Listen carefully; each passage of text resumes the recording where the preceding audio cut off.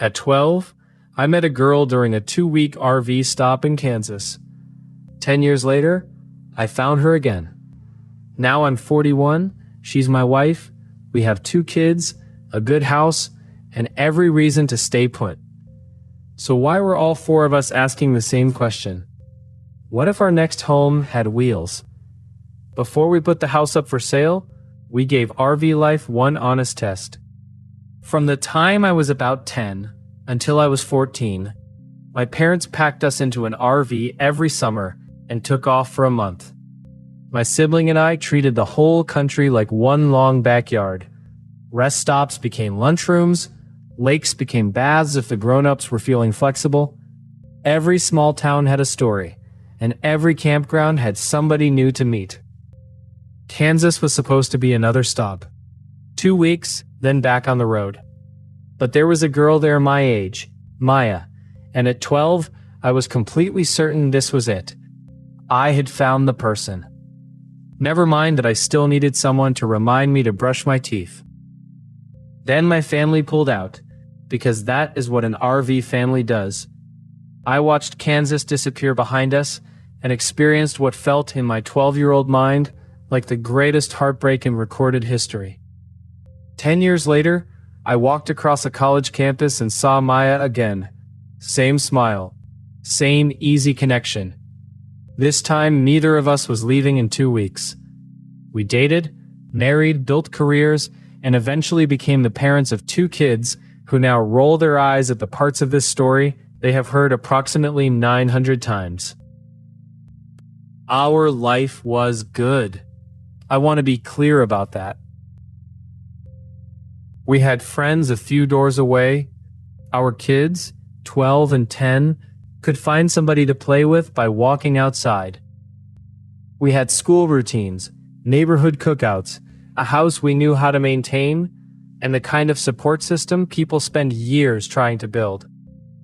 My job was flexible enough that I could work almost anywhere. But our adventures kept getting squeezed into the leftover spaces. A weekend at a lake, a national monument during a school break, a drive home on Sunday while everybody quietly prepared to become busy again on Monday. I wasn't looking for an escape hatch. I was wondering whether we could make more room for the part of life that made us feel awake. And yes, I worried that nostalgia was doing the talking. Childhood RV travel had given me freedom, friendships, and in a very roundabout way, my wife. That is a powerful sales pitch. But I wasn't 12 anymore. I had a family whose dreams mattered just as much as mine, so I did the least cinematic thing possible. Before we talked about RVs, routes, or selling anything, each of us answered 3 questions alone. What excites me? What worries me? And what would make a trial feel fair? I expected the kids' list to begin and end with their friends. Friends were there, of course, so were privacy, sports, Wi-Fi, and the important question of whether an RV could survive the amount of cereal we consume. But both kids had adventure lists too. New parks, new animals, learning history in the places where it happened, seeing cousins more often, waking up somewhere unfamiliar, and figuring out what was outside. That was our first win. I wasn't trying to drag 3 reluctant people into my old dream. All 4 of us were curious. Maya was the one who turned curiosity into a responsible plan.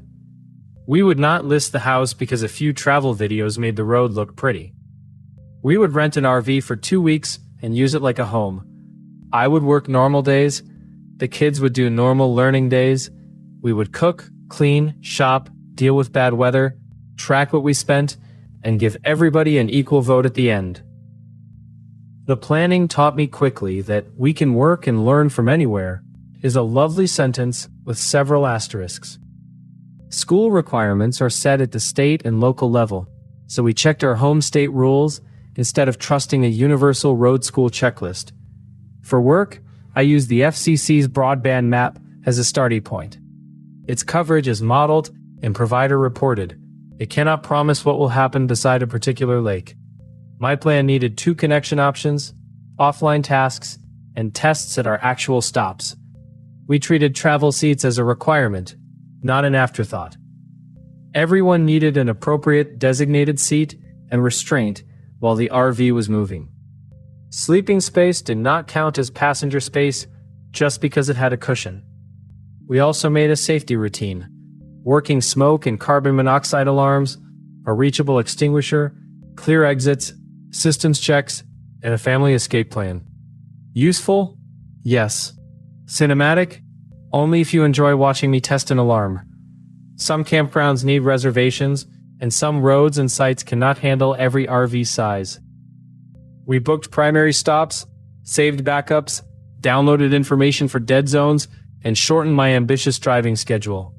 That last change came from Maya, who correctly observed that nobody has ever bonded as a family because Dad insisted on making good time. The first afternoon felt exactly like the fantasy. Sunlight through the trees, the awning out, dinner outside, everybody exploring. Then the shoes multiplied.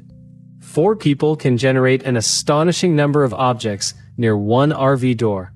Shoes, water bottles, backpacks, chargers, jackets, and one mystery sock that moved around as if it had its own itinerary. That evening, we assigned every person a small storage zone. The next morning, I set up my laptop, connected through our first option, and started a normal workday while life happened 6 feet away. It wasn't silent. It didn't need to be. We created a quiet block for calls, then the kids took their work outside with Maya. Later, they came back and turned the picnic table into a combination classroom, art studio, and snack distribution center. By 5 o'clock, I had finished everything I needed to finish. Nobody had spent the day frozen in place, waiting for me. That was our second win. My flexible job was not merely flexible on paper. The bigger surprise came after the first few exciting days. The newness wore off, it rained, and we still found a rhythm. We cooked in the small kitchen. We reset the space every night. We learned that privacy did not always require a wall. Sometimes it required headphones, a walk, or 20 minutes in which nobody asked you where the scissors were. At the 1-week check-in, the kids still wanted to continue. Then we had the day every honest experiment needs. The weather kept us inside. My primary connection failed during a work call. A campsite change meant our planned stop was no longer available. One child wanted quiet. The other had apparently decided that humming was now a full-time occupation. For about 20 minutes, I thought, there it is. This is nostalgia meeting reality, and reality has better Wi-Fi. But the test was not failing. It was finally giving us useful information. I switched connections, finished the call, and moved the offline work earlier. Maya found the backup stop. We took an outdoor reset when the rain eased. That night, instead of asking whether RV life was good or bad, we asked what would make tomorrow work better. We added firmer quiet blocks. We gave Maya equal veto power over route changes, because flexible travel is not flexible if one person controls it. We capped driving time. We kept 2 connectivity options. And we agreed that if we went forward, we would hold a 30-day check-in and a formal 90-day reassessment. The next day was better, not because the problems vanished, but because our plan had improved. At the end of 2 weeks, each of us answered one question privately. Now that you know what ordinary RV life feels like, do you still choose the road? 4 yeses. Not 4 promises to love every day. 4 votes to begin. Back home, we built a go or no-go list. Work tested. Education rules checked. Travel seating confirmed. Safety and emergency plans complete. Primary and backup stops mapped. Health, mail, insurance, maintenance, storage, and an exit plan addressed. For money, we ignored magical numbers from the internet and built 3 illustrative scenarios: a normal month, an expensive month, and a month when something broke. Vehicle, route, fuel, camping, insurance, maintenance, and the house all mattered. If the plan only worked in the cheapest column, it did not work. Then we reduced what we owned. Every object seemed to contain a tiny legal argument for staying. But the piles changed. Keep, sell, donate, road. Each finished room made the decision more visible. We chose an RV for how we would live, not for dramatic brochure features. Safe travel positions, a workable desk, permanent beds, and enough storage to be organized without relocating the entire cul-de-sac. Telling our friends was harder than choosing the RV. The neighborhood had been good to us. We made plans to stay connected and gave the kids real ways to keep their friendships, instead of expecting distance to manage itself. The dream was becoming less romantic. The morning the sign went into the yard, I stood across the street and looked at our house.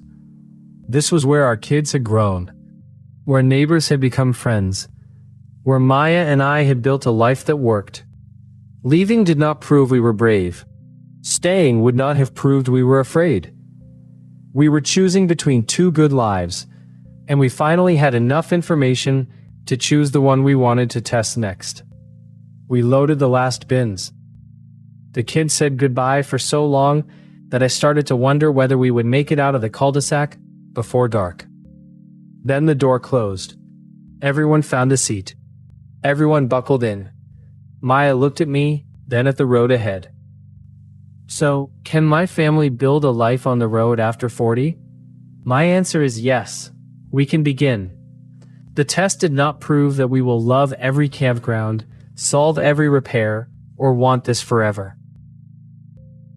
It proved something more useful. We can work, learn, make decisions, solve problems, and enjoy ordinary days together in a much smaller space. At 41, I did not need to be fearless. I needed the judgment to make the dream testable. I needed the patience to let everyone have a real vote.